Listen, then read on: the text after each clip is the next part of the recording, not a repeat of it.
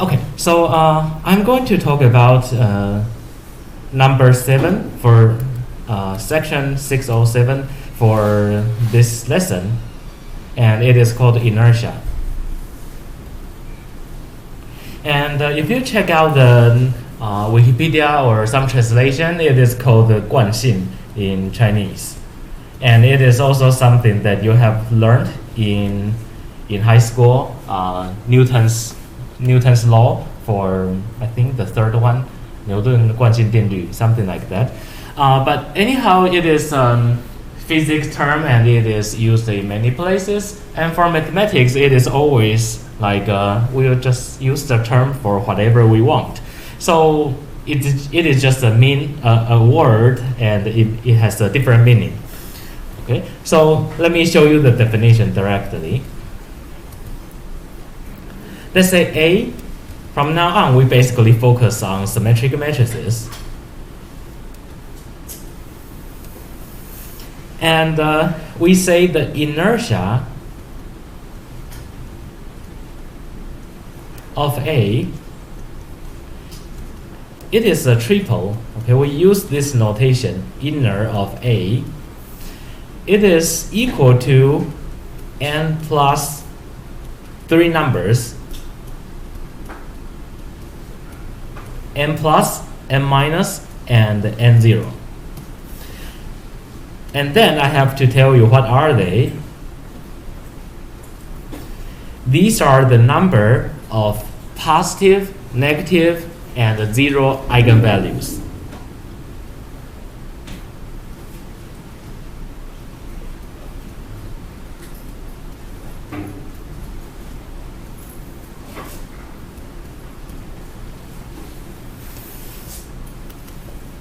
So a quick example, should be very trivial, the definition shouldn't be hard, but it will be easier to see an example. For this matrix A, it is O1's matrix. You can check out that the spectrum, it is equal to 3, 0, and 0. So from here, you can see this is positive, this is 0, this is 0. So we don't have any negative eigenvalues. By simply counting the numbers, you will see that the inertia of A is equal to 1 positive, 0 negative, and 2 0 eigenvalues.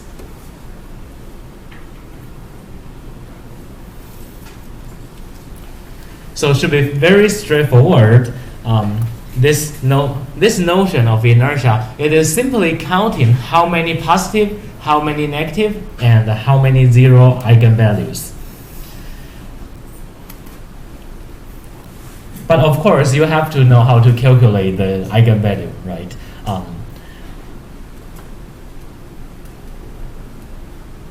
So whatever the matrix I'm giving you, for example, this one, the spectrum, well, you can do it by yourself, but this one has spectrum equal to 1 and minus 1. For this case, the 1 is positive and the negative 1 is minus. So in the end, the inertia is equal to 1 positive and 1 negative and 0 of 0 eigenvalues.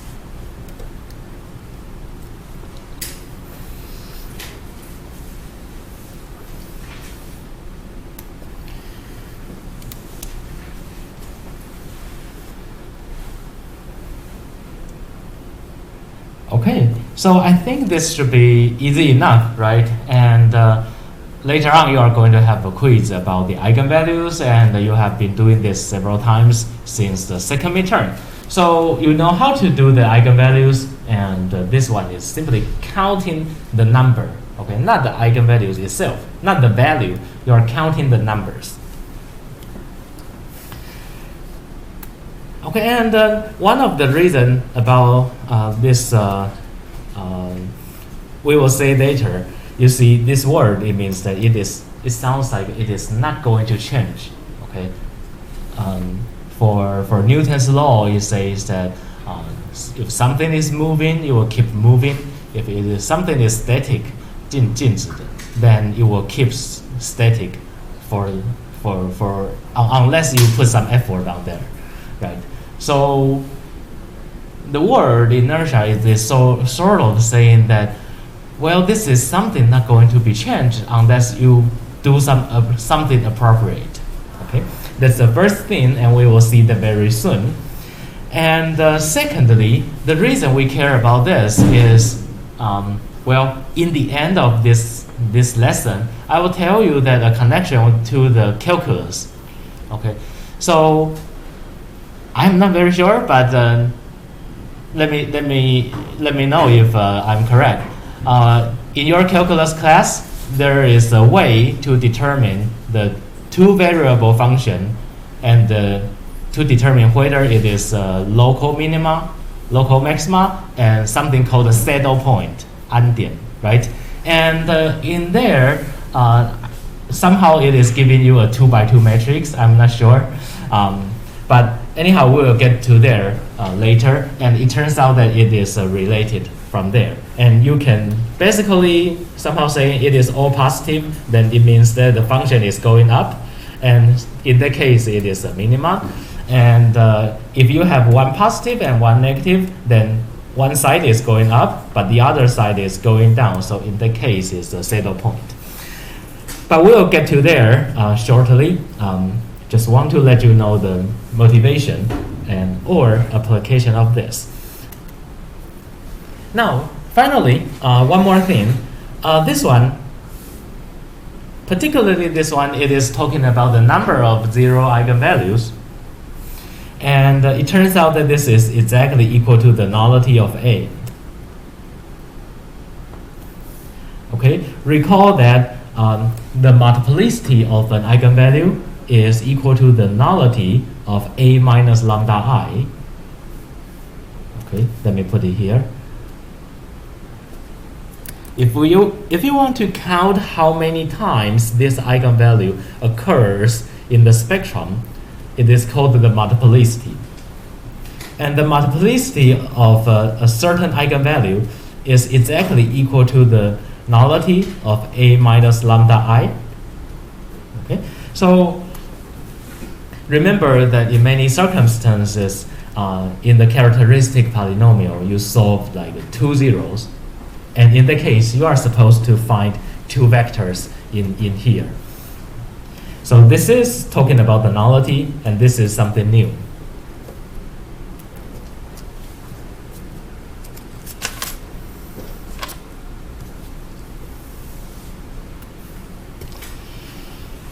All right, so I believe this definition should be okay. So let me get to the key points for today.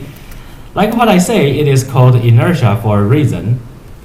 Okay, the key here is that the inertia is not going to be changed because of something called congruent. So I have to tell you what is congruent and tell you that it is not going to change because of congruent.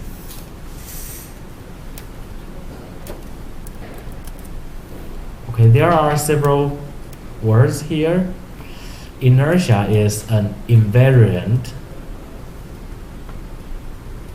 Okay, we rarely use this word, but this is not a definition. It is just not going to be changed.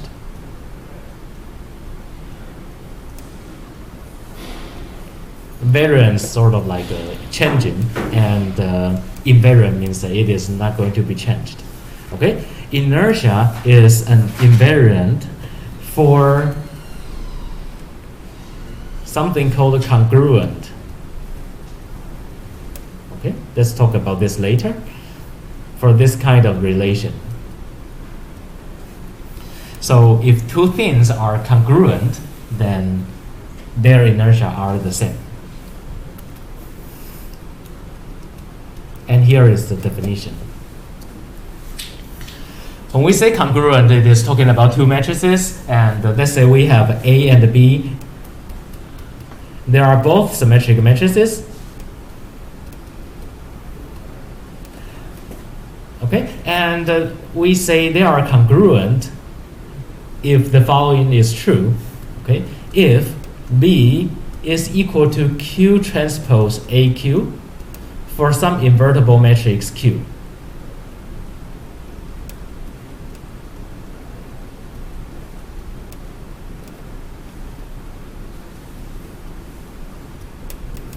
If this happens, then A, B are congruent.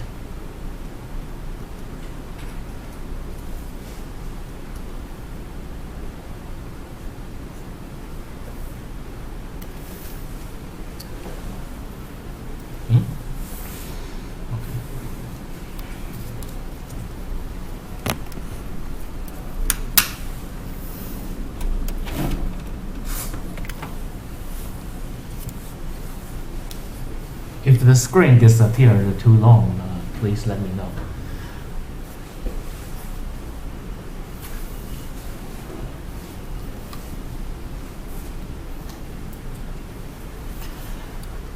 All right, I believe this formula looks similar, but we have something says that A, B are similar. If, can somebody tell me what might happen here? When we say A and B are similar, does anyone recall that? Okay. B is equal to Q inverse AQ. Is that right? Yeah. Okay. Great. Thank you. So, just want to make a comparison. You will see some definition that is very similar. And for sure they are different, right? For otherwise they will just call them similar and similar, or congruent and congruent. So there are different things. So just make a few points about congruent and similar. For similar, here is saying Q inverse AQ, and in that case Q must be invertible. Okay, so like this. And now, instead of Q inverse, it says a Q transpose AQ. And so the difference is here. Okay? And just make a note that in many cases, we still write Q transpose AQ. You have seen that several times when we are doing the spectral decomposition. So in that case, we write Q transpose AQ because Q transpose is equal to the Q inverse.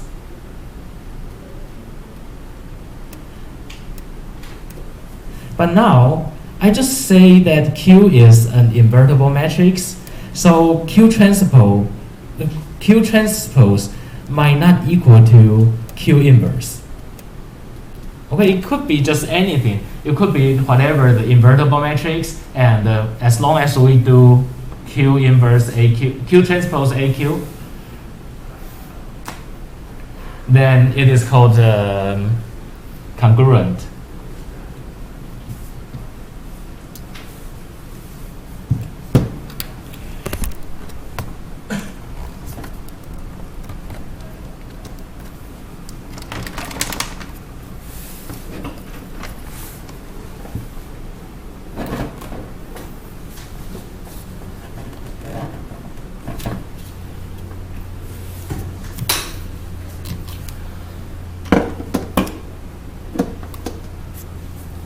Okay, so anyway, I cannot resolve the issue about the screen, but what I will try to let the IT know for this problem.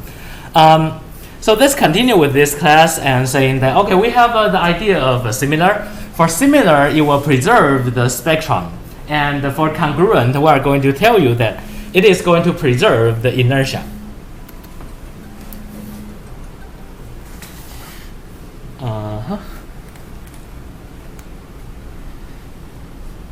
So if two matrices are congruent, then their inertia are the same.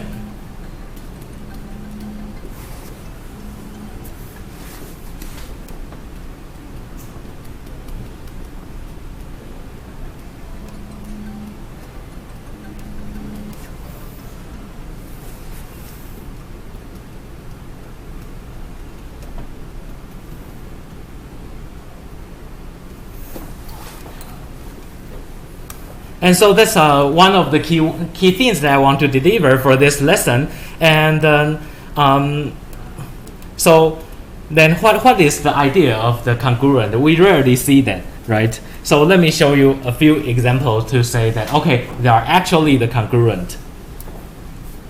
And before moving on, I think this word is new to you, but in high school, this is something called 同语, okay? Like 4 and 7 are congruent mod 3, okay? But again, this is used in the different cases.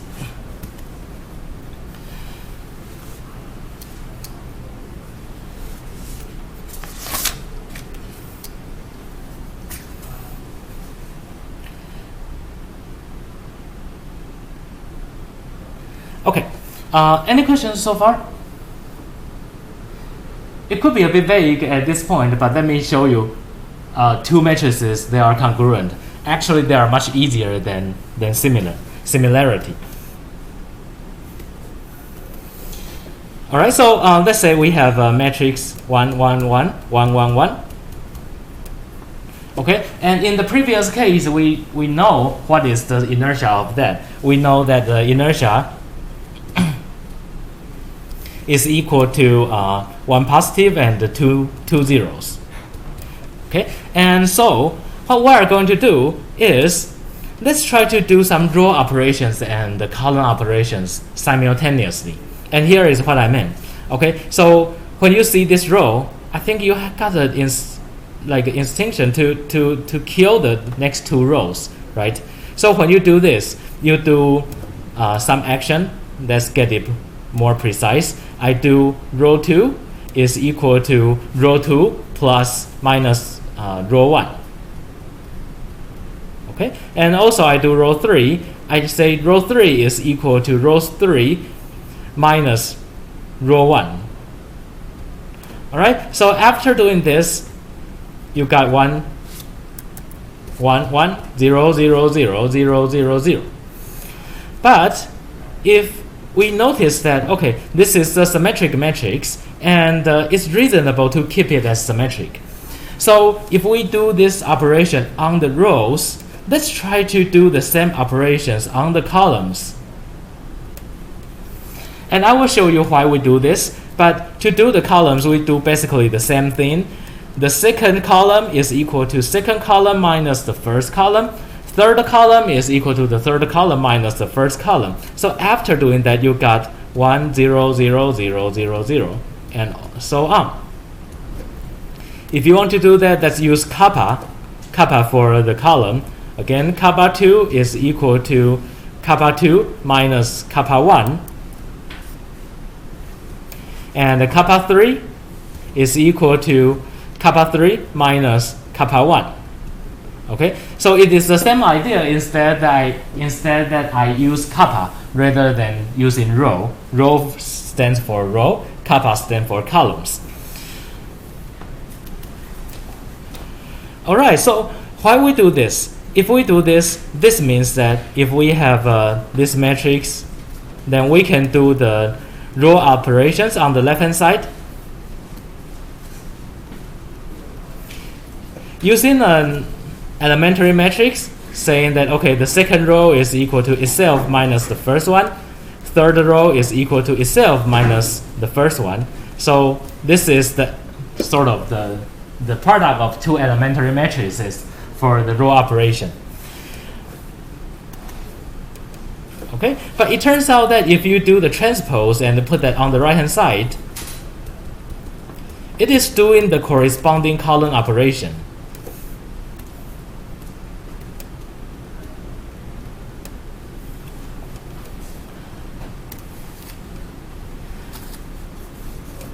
All right, so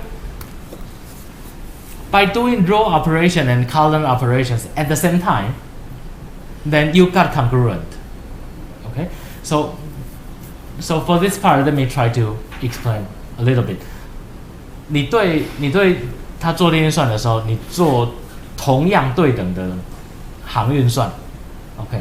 那你做每一个列运算的时候，你就会在左边乘一个基本矩阵，行运算就会在右边乘一个基本矩阵。不熟的就要再回去看一下。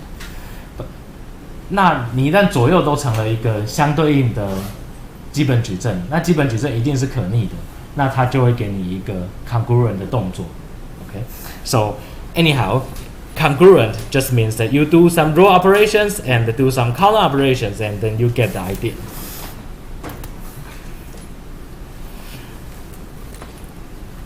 Okay, so if that is okay, now let's look at this one.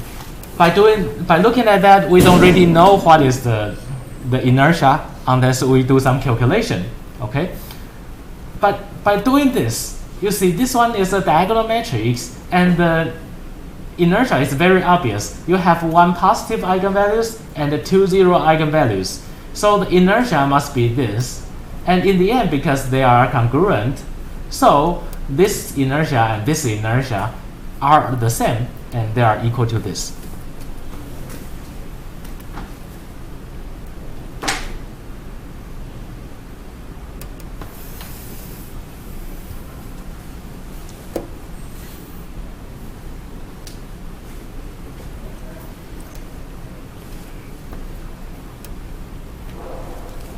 Okay, so the whole idea is try to do some row plus column operations until the matrix becomes diagonal. If you do it until this step, then you get it. You know what is the inertia, and according to the theorem, then you know the inertia are going to be the same.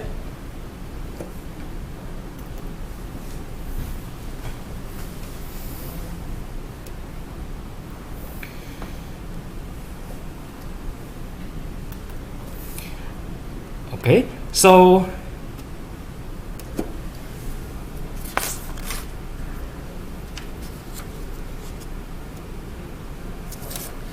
the key idea here I want to say is basically congruent. When you say congruent, it is basically saying it is some row operation and column operations with such that they are symmetric.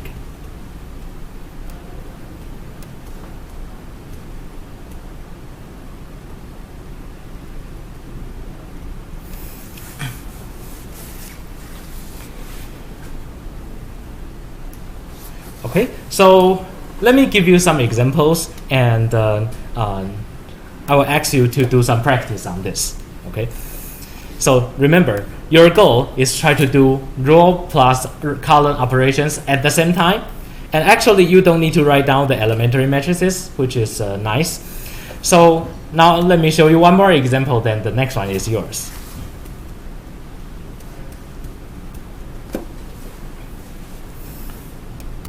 Okay. So by looking at this, somehow you got the, well, you can give a try. You can swap the row, right? You swap the two rows. This somehow you feel like you want to do that. But if you swap the two rows, it becomes like this, okay, which is nice. But I told you that if you swap the two rows, then you have to swap the columns. Then it becomes the same again. So this is not really a good idea if you want to do that. And for sure, this one and this one has the same inertia. But now, there is another idea just for this one. You can add something to the top one. Okay, so let's add a half to the first one. So we can do row 1 is equal to a half times row 2. By doing this, we got a half, 1, 1, 0. And as usual, we have to do the same column operations. We have to do kappa 1 is equal to kappa 1 plus a half of kappa 2. So this says that the second column need to multiply by 0.5 and come to here. And then you get 1, 1, 1, 0.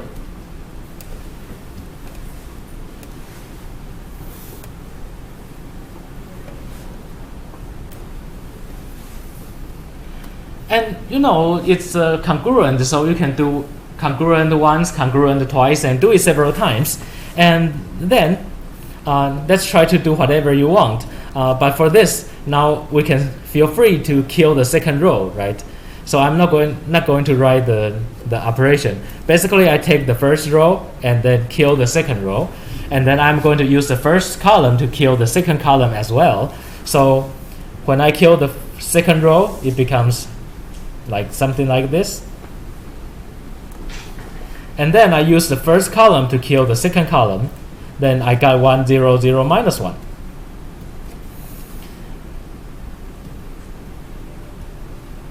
So the inertia is, we have a positive 1 and a negative 1. So inertia is 1, 1, and 0.